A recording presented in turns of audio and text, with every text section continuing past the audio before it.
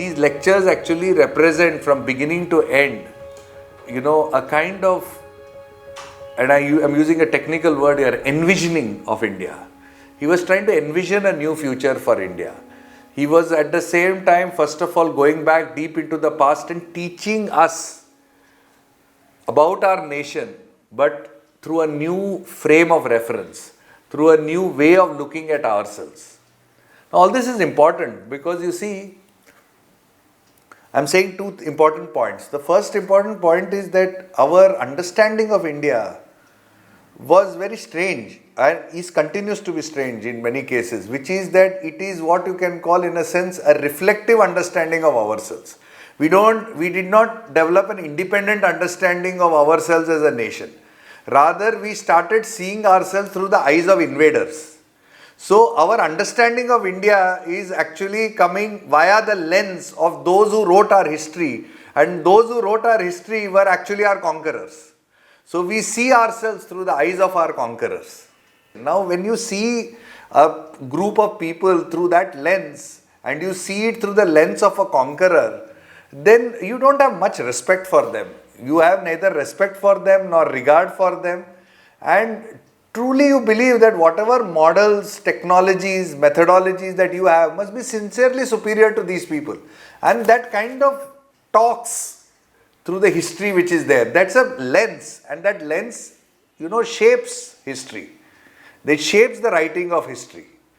Similarly, you find the second big issue was that the lens is essentially one of kings. Which king came first, which empire got built, and who defeated whom, and who massacred whom, and who won, and so on and so forth. So the lens is again extremely material in that sense. Through that lens, history was written, and that is the lens through which we were seeing ourselves.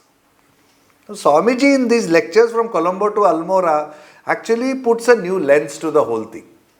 He sees first of all civilizations. He doesn't see nations. He sees India as a profound civilization first of all.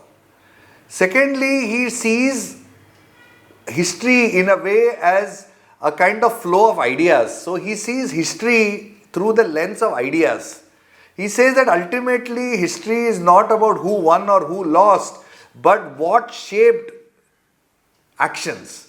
What was behind all the actions. So what was behind all the actions are the flow of ideas, the flow of ideals, what we stand for, what we live for, or what is our motive force. So it is the ideas and ideals which were there which actually in a sense shaped the whole thing.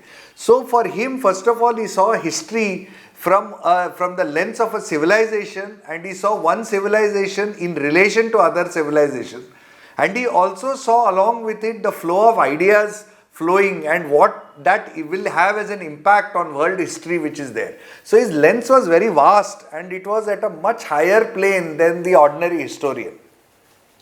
Now we need to keep these in mind, because then when we understand lectures from Colombo to Almora, we will see that it is also a new history of India.